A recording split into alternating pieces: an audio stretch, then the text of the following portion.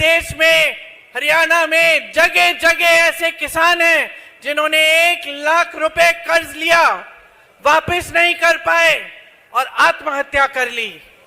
50,000 रुपए के लिए आत्महत्या कर रहे हैं देश के किसान, और मोदी जी के पास ना उनके लिए समय है, ना उनके लिए 1 पैसा उनके कर्ज को माफ करने के लिए। ये परिस्थितियां बनी हैं।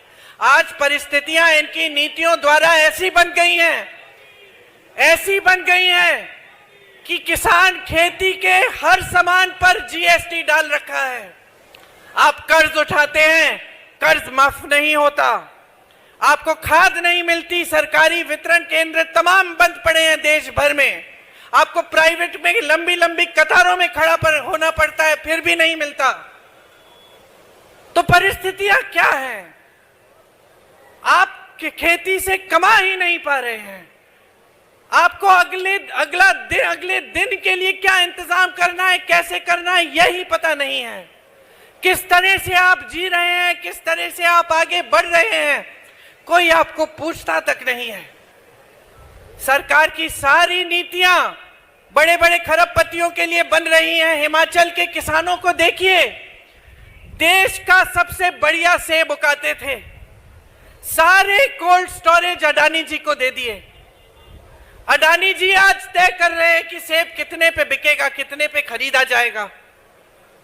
जो बाहर से सेब आ रहा है उस पे टैक्स कम लग रहा है, और आप जीएसटी दे दे के हिमाचल के किसान पिस रहे हैं। उनका सेब महंगा हो गया है। ग्राहक जब जाता है सेब खरीदने के लिए तो अमेरिकन सेब खरीदता है। अडानी जी जब जी चाहे सेब खरीदते हैं, जब जी चाहे सेब का दाम तय कर देते हैं। तो आज हिमाचल के सेब का किसान पिस रहा है। ये एक प्रदेश में नहीं भाइयों और बहनों, सारे प्रदेशों में इनकी यही नीति है।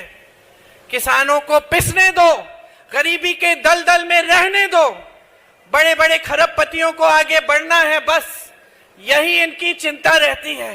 और ये परिस्थितियां बना दी हैं इन्होंने आज कि आज महंगाई की वजह से सिर्फ किसान नहीं, आम आदमी, मिडिल क्लास का, मेरी बहनें, सब परेशान हैं। आज गैस का सिलेंडर इतना महंगा हो गया है। मेरी बहनें दुकान जाती हैं 5 चीजों को खरीदने के लिए, 3 चीज छोड़ आती हैं। बच्चों की फीस भरनी पड़ती है, घर में मरम्मत करनी है, पानी आ रहा है छत से, उसके लिए भी घबराहट होती है। सोचती हैं कि चलिए बाल्टी डाल देते हैं, चला लेंगे, ऐसे ही कोई बात नहीं। इतनी बड़ी बड़ी समस्याएं हैं, रोज रोज आप सामना कर रहे हैं, लेकिन सरकार में आपकी सुनवाई तक नहीं है। आज कुछ भी खरीदने जाएं, मिट्टी का तेल, चीनी, आटा, सब्जी, कुछ भी खरीदने जाएं, पेट्रोल, डीजल, सब महंगा हो गया है। कोई गुजारा ही नहीं कर पा रहा है।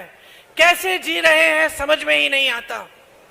और वहां आप टीवी चलाते हैं, ये मीडिया वाले, माफ करिए, लेकिन ज्यादातर बड़े बड़े खरबपति इन कंपनियों के मालिक हैं। आपको क्या दिखता है टीवी पे? आपको दिखते हैं मोदी जी बड़े बड़े मंचों पर साफ सुथरे कुर्ते में, एक धूल का दाग नहीं है, एक बाल इधर से उधर नहीं हो रहा है, चमक रहे हैं, और आपको बताया जा रहा है कि अर्थव्यवस्था मजबूत हो रही है, अर्थव्यवस्था मजबूत हो रही है। आज देश में सबसे ज्यादा बेरोजगारी है, सबसे ज्यादा बेरोजगारी है। किसान का बेटा कौन है? किसान का बेटा ही जवान है, जो हमारी रक्षा करता है, जो सरहद पे जाकर इस देश के लिए कुर्बान होने की तैयारी करता है। मैंने आंखों से देखा है, मैंने आंखों से देखा है उत्तर प्रदेश के गांव-गांव में, और मैं जानती हूं कि हरियाणा के गांव-गांव में भी सुबह सुबह 3-4 बजे वर्जिश करते हुए, दौड़ लगाते हुए बच्चों को, उनकी उम्मीदों का क्या हुआ, उनकी आशाओं का क्या हुआ? आप तो 4 साल बाद अग्निवीर लाके उनको भी बेरोजगार करना चाहते हैं, जो सेना में भर्ती करने की उम्मीद रखते हैं। बच्चे रोते रोते आते हैं हमारे पास। मैं राहुल जी के साथ यात्रा कर रही थी मुंबई में, एक बच्चा आया, जीप पे चढ़ गया, रोने लग गया। हमने कहा क्या हुआ? बोला दीदी 3 बार मैंने 3 बार मैं भर्ती का कर चुका हूं, सारी परिश्रम की है, सूची में नाम भी आ गया। अब पिताजी कह रहे कि मत जाओ। तो मैंने कहा तुम्हारा मन क्या है? कहता है मन नहीं है दीदी, डर लगता है, मैं जाऊंगा भी तो 4 साल बाद मेरा क्या होगा, और मैं चले गया, मैं शहीद हो गया तो शहीद का दर्जा भी नहीं मिलेगा, शहीद का पेंशन भी नहीं मिलेगा मेरे परिवार को। रोने लग गया। कहा मैंने अपने 3 साल बर्बाद कर लिए, आज मैं यहां खड़ा हूं। मैं जाना चाहता था, देश की सेवा करना चाहता था। उस बच्चे की आंखों में वो जज्बा दिखा मुझे, वो शहादत का जज्बा, वो जज्बा कि मैं शहीद हो जाऊंगा लेकिन देश की रक्षा करूंगा। लेकिन उसको ये घबराहट थी कि अगर मैं कर भी डालूं तो मेरे परिवार की देखभाल कौन करेगा। आज बेरोजगारी चरम पे है और मोदी जी अग्निवीर जैसी स्कीम लाते हैं। बेरोजगारी चरम पे है, 70 करोड़ नौजवान बेरोजगार हैं इस देश में आज। कभी ऐसा नहीं हुआ बहनों और भाइयों। मोदी जी कहते हैं ना 70 सालों में कांग्रेस ने कुछ नहीं किया, मैंने 10 सालों में वो कर दिया जो इन्होंने 70 साल में नहीं किया। हाँ, 10 सालों में इन्होंने बेरोजगारी को इतना बढ़ा दिया कि 45 सालों में इतनी बेरोजगारी नहीं रही जितनी आज है।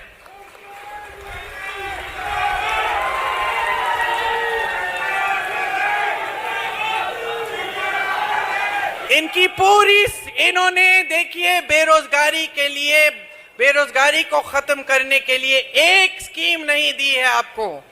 जहां जहां से आपको रोजगार मिलता था वो सारे साधन बंद कर दिए।